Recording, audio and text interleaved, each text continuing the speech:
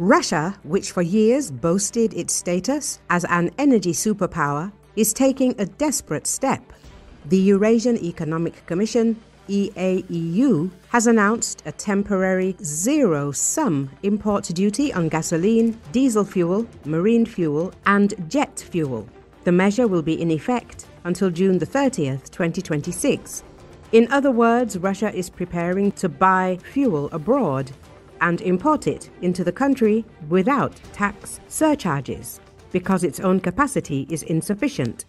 Officially, the discussion revolves around domestic market balance and seasonal demand growth. In reality, the decision reflects a systemic crisis in the Russian fuel industry. Production is declining due to Ukrainian drone strikes on oil refineries, exports are limited, and the domestic market is in turmoil.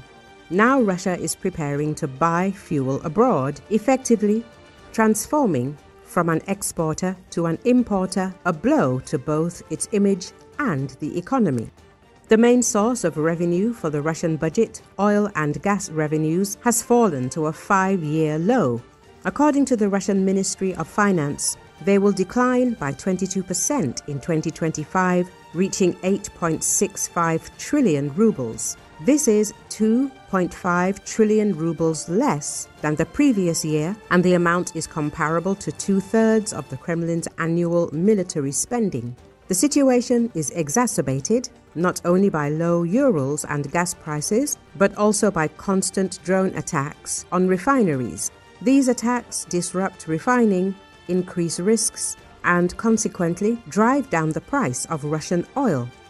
To support refineries, Moscow is increasing subsidies from 2.44 trillion rubles in 2025 to 3.37 trillion by 2028. But the more such injections, the faster the budget deficit grows. At the same time, revenues fall and inflation rises. It's a vicious cycle. Money is spent on patching holes, while new holes only multiply.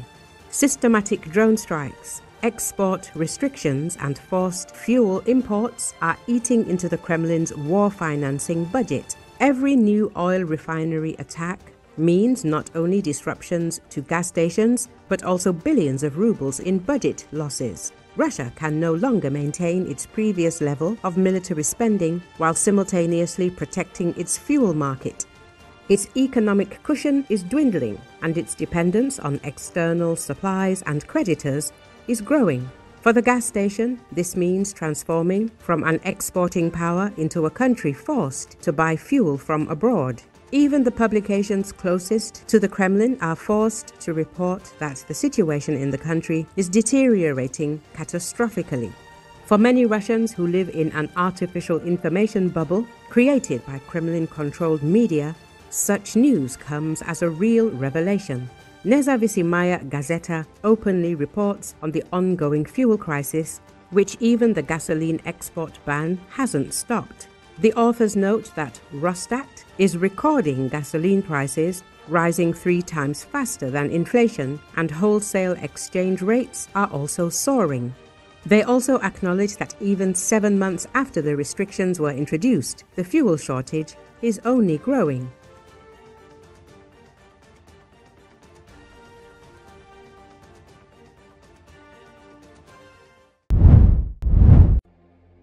Syrian government fighters entered the city of Sweda over the summer in an apparent bid to assert control over the enclave of the Druze minority that for years had operated in semi-autonomy. It backfired.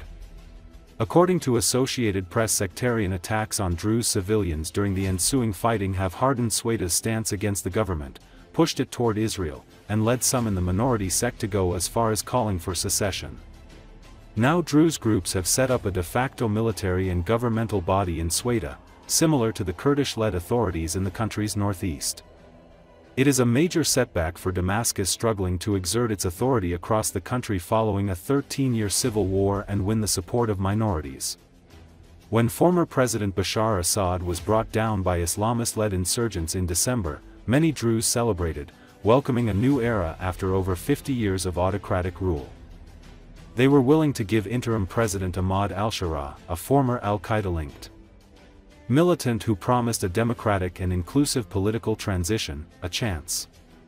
While many Druze were initially willing to work with the new authorities, a notable exception was Druze spiritual leader Sheikh Hikmat al-Hijri, a divisive figure who had flip-flopped between support for Assad and anti-government protests and now opposed dealing with the new government. In July, armed groups affiliated with al-Hijri clashed with local Bedouin clans, spurring intervention by government forces who effectively sided with the Bedouins. Hundreds of civilians, mostly Druze, were killed, many by government fighters. Videos surfaced online showing armed men killing Druze civilians kneeling in squares and shaving the mustaches off elderly men in an act of humiliation. The sectarian violence changed the minds of many Druze about the new authorities and about al-Hijri, who has emerged as the dominant Druze figure in Syria. In August, he established a government-like body called the Supreme Legal Council.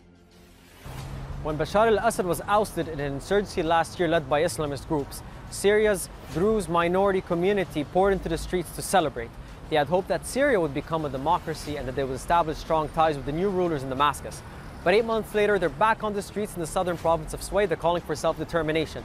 All their hopes had faded in July when clashes spiraled into targeted sectarian attacks. Rights groups like Amnesty International say that government forces and their allies committed all sorts of atrocities against the Druze minority. But basically, yes. So part of the reason.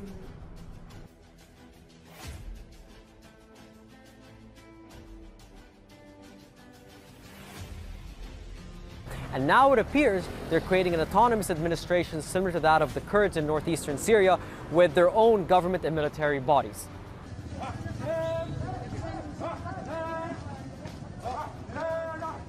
And another apparent shift among the Druze, many appear to be leaning towards Israel, whose military struck government forces during the clashes and has a sizable Druze community there.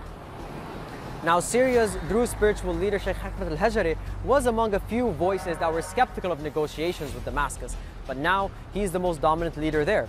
He set up the Supreme Legal Council, a government-like entity, and managed to band dozens of militias together to form what is called the National Guard, a military-like entity in the southern province.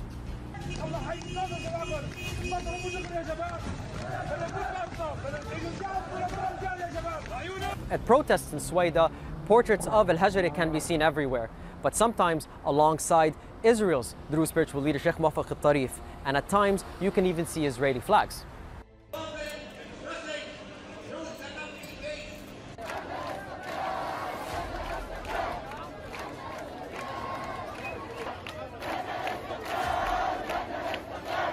Now it is unclear what al-Hijri's aims are. The Druze of Swayda call for all sorts of changes to how they're placed in Syria. Many call for federalism and some even call for partition.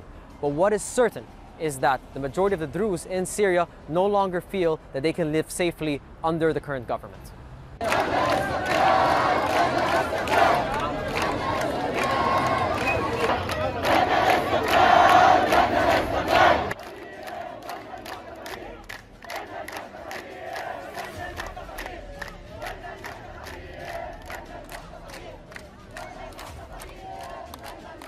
اللي صار بالسويدة من مجازر ضد الإنسانية، من جرائم ضد الإنسانية ذات منحى إبادي، ضرب جرس قوي كثير عند دروز السويدة بأنه إمكانية البقاء بكيان سياسي مع الإدارة الانتقالية اللي مسيطر عليها هيئة تحرير الشام صار أمر صعب للغاية.